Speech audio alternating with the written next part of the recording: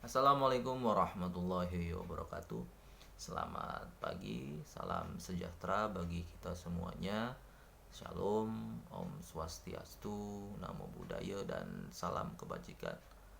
Di pertemuan yang kedua ini, saya akan memaparkan materi, menjelaskan materi tentang perilaku agresi, ya kan? Atau seringkali kita menyebutnya dengan kekerasan.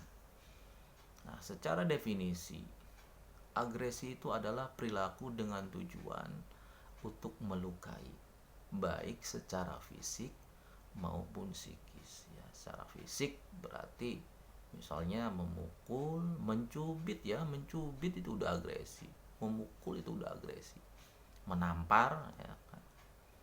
Kemudian secara psikis berarti apa? Mengolok-olok, membuli sampai membuat hatinya terluka sampai menangis, itu agresi.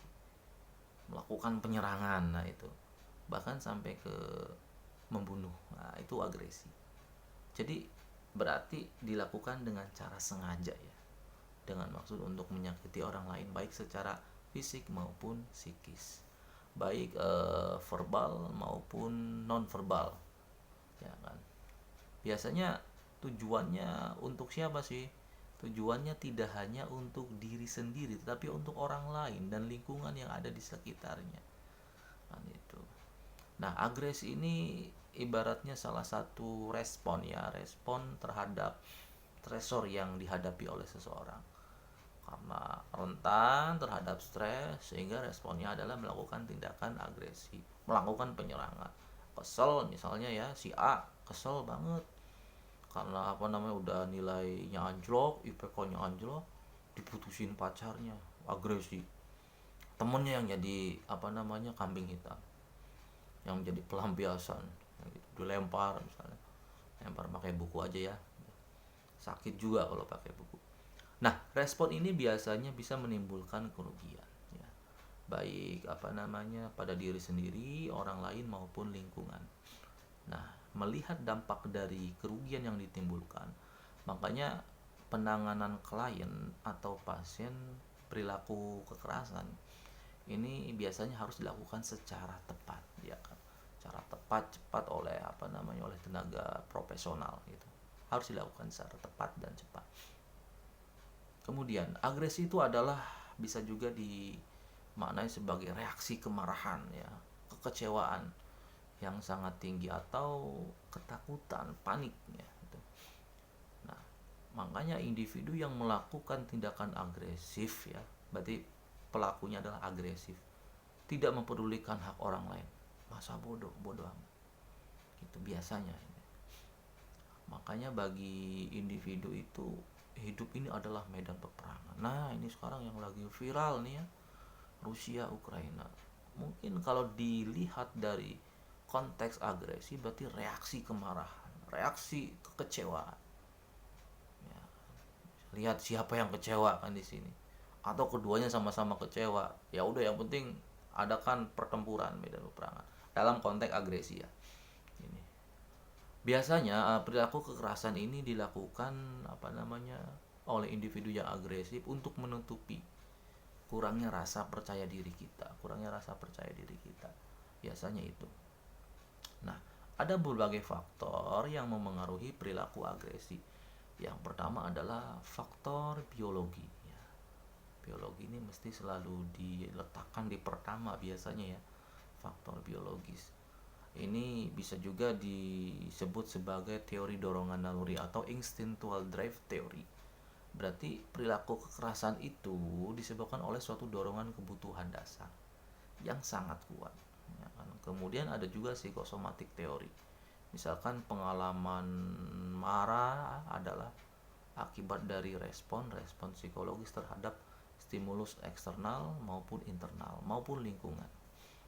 Nah, itu. Kemudian di sini peranan sistem limbik juga berperan sebagai pusat, ya, untuk mengekspresikan maupun menghambat rasa marah, gitu.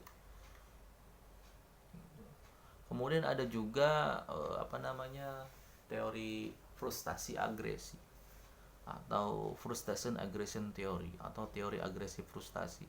Jadi perilaku kekerasan di sini atau perilaku agresi itu terjadi sebagai hasil dari akumulasi frustasi. Mungkin udah sering frustasi, udah saking frustasinya sehingga pelampiasannya adalah agresi atau kekerasan. Jadi keinginan individu untuk mencapai sesuatu yang diharapkan, sesuatu yang sudah diperjuangkan sangat, ya katakanlah sangat luar biasa, udah susah payah, ternyata gagal, ya kan? Atau ada hambatan terhambat sehingga apa, terjadilah frustasi agresi. Kemudian ada juga teori perilaku atau behavioral theory. Jadi kemarin ini adalah akibat dari adanya proses belajar, proses mengamati peniruan dari lingkungannya, peniruan dari teman-temannya, atau misalkan media ya, tayangan di media televisi. Sekarang lagi zamannya gadget, lagi zamannya serba digital ya, insting untuk meniru itu pasti ada. Wah ini kayaknya keren misalnya. Contohnya saja misalkan apa yang lagi viral ini, apa misalnya lagi viral ya, TikTok ya, TikTok udah lama joget TikTok, mau joget TikTok ini dalam konteks di luar agresi ya.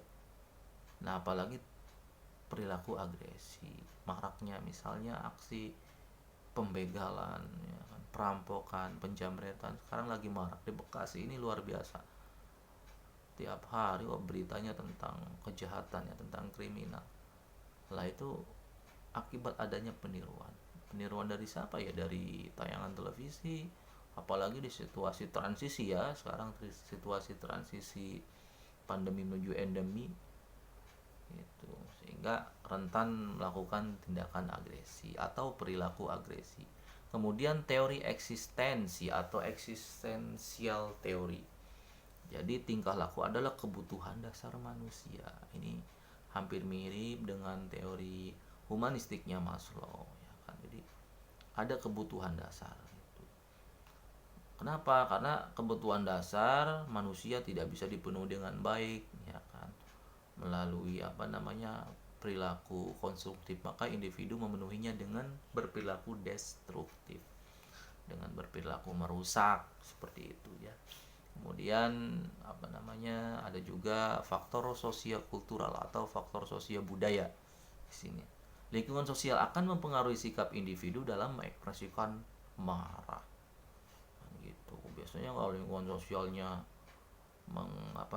merepresentasikan ya tentang kemarahan, tentang agresi ya, contohnya identik dengan tawuran tuh, kampung A kampung B, ya udah akhirnya tawuran gitu.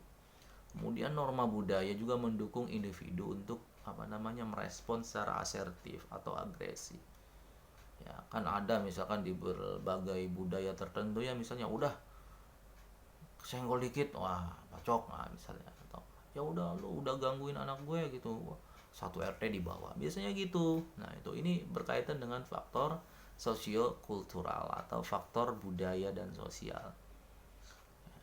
Kemudian apa namanya, sebenarnya gimana sih cara mengatasi agresi ini? Ya oke, kita jelaskan di minggu berikutnya.